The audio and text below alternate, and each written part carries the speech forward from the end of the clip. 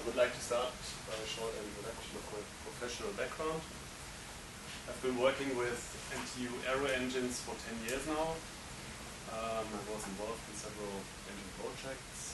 Some of them are flying today. My specialty is on performance, engine performance side, and on aerodynamics and on testing. And in the last years I've been involved in the research of active control. I also wrote a thesis on the subject. And so that's why I'm here. And I would like to show you today some highlights about active control components. In general, this is a topic which the aerospace industry has been looking at for some years now. Active elements are already in wide use in other industries, like automotive, for example. But in aerospace, we are, from a controls point, very easily structured still. So the potential of advanced controls is not exploited yet. And we'll see that there are lots of benefits and also remaining challenges to come up with. So a short overview of this lecture. I'll give you a general idea of active control. Then we'll broadly go through the existing components and their capabilities, and then we'll move on to the main part, which are some selected active control technologies. First of all, I would like to make the link to Hugo's presentation, the engine design challenge here. You saw that the engine design is always compromised. We would like to have maximum capability and affordability, which is mainly performance at lowest cost as possible.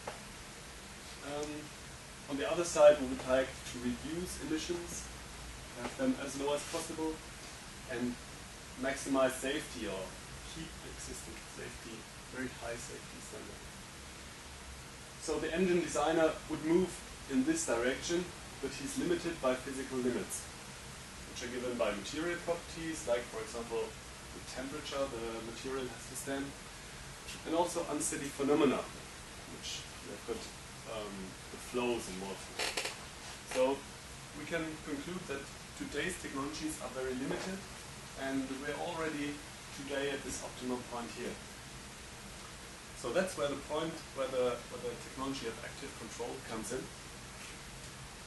And active control has got two main approaches. First of all, we've got the target of a direct performance improvement, which means you directly improve component efficiency or directly improve emissions by active control. An example here would be an active clearance control in the turbine, shown here by the little chart, where you reduce specific fuel consumption over thrust by an ACC system. Another example would be active noise control, so directly reducing the noise emissions, noise signature. But there's also a second approach, which is very interesting, which is the extension of the available design space for the specific component. And here, we try to improve the component capability by pushing physical limits or modifying physical processes.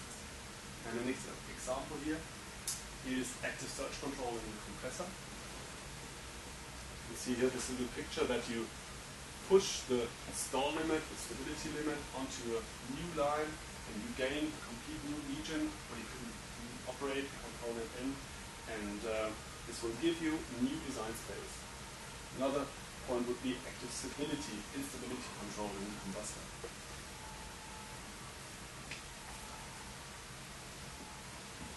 Here's the concept of active control. We've got several elements here in this loop, and the most important issue, I guess, is that we're heading for a closed loop control. So we're coupling sensing elements and actuation elements in a control unit to modify the engine behavior, the engine characteristic. So looking at the sensing part of it, we've got to introduce new sensors, new sensing elements, to identify the operating condition the engine is currently in. And this can also be done additionally by models, simulation models, and also onboard models, and advanced diagnosis methods. I guess Sanjay will talk a little about that. Then you've got the control unit. Once you know in which state the engine or the component is currently operating in, you have an actuator. You give a control signal to the actuator, and the actuator has to modify the behavior of the component, modify its characteristic to adapt to the current operating point. And of course, the actuator has to have enough authority to modify the physical processes which is going on. So there are 2 points here. First of all, we have to optimize the engine characteristic to the actual flight condition. And we've got to optimize the overall engine design by enhanced components. Now here are some potential applications of active control in the aircraft engine. Some of them we've got addressed in our task group here. I don't want to show all the details of these technologies, but just briefly highlight that there are some high-level routes to modify the engine behavior. So there's geometry control, green technologies where you really modify the shape of elements. You've got flow control where you try to modify the flow behavior locally. We've got all the seals like clearances which you want to modify.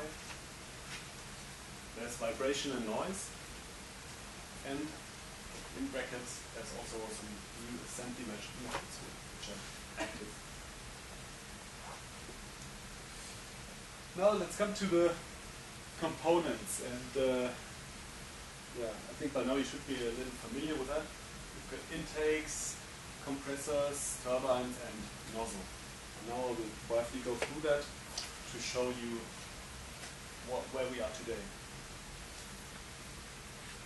First of all, the intake, especially for fighter engines, today we've got variable geometry intakes, which control the position of supersonic shocks. They are actuated hydraulically today. There are also electrical devices. But a very important point is that these technologies today have got an aerodynamic compromise. So always have got steps. You never have got the ideal shape which you would like to have. And so there's always a compromise between actuating the intake and having lowest or highest possible efficiency, lowest drag. And the problem is the high weight of the system. You can imagine all these actuators, all these moving elements, mechanical systems which also produce very high cost. Fans and compressors, they've got the big problem of flow instability.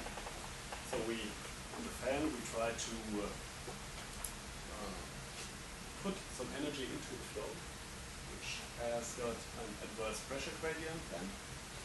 So the pressure moves in downstream direction, arises into downstream direction, and eventually the flows will detach and you will have reverse flows, which we call stall or surge, and which is an absolutely undesired condition. Today we've got V-valves to address this problem. They are activated with hydraulic system. We've got also electromagnetic control valves to control. And we've got variable guide vanes, which are shown here in this lower part of the slide. These are movable airfoils, also actuated by rings and driven by hydraulic actuators. Sometimes these actuators have got the source of the fuel as a liquid. Combustors, of course, have got the tasks to energize the flow with fuel and burn that fuel. we would like to have very lean combustion to lower emissions, and therefore we've got the problem that the flame can extinguish, and we've got a blow out, and sometimes we've got instabilities with combustion.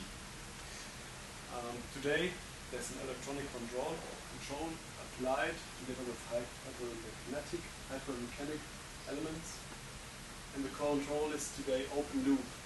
So it's based on schedules, limiters, and there's also the feedback of temperature, but this temperature is taken far downstream at the end of the engine where the temperature is lowered.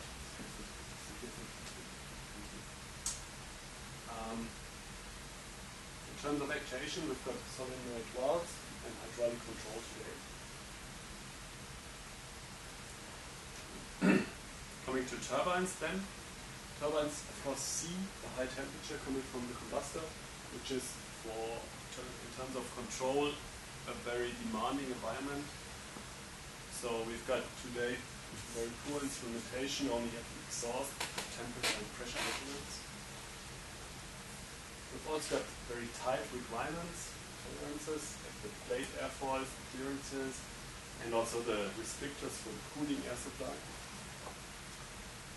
From the actuation point, today we've got first generation tip clearance control systems, which are still open loop, so also based on schedules.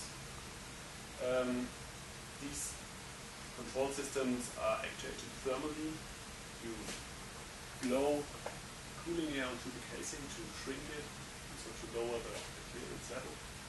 Or you modify, take back the cooling air to expand the casing.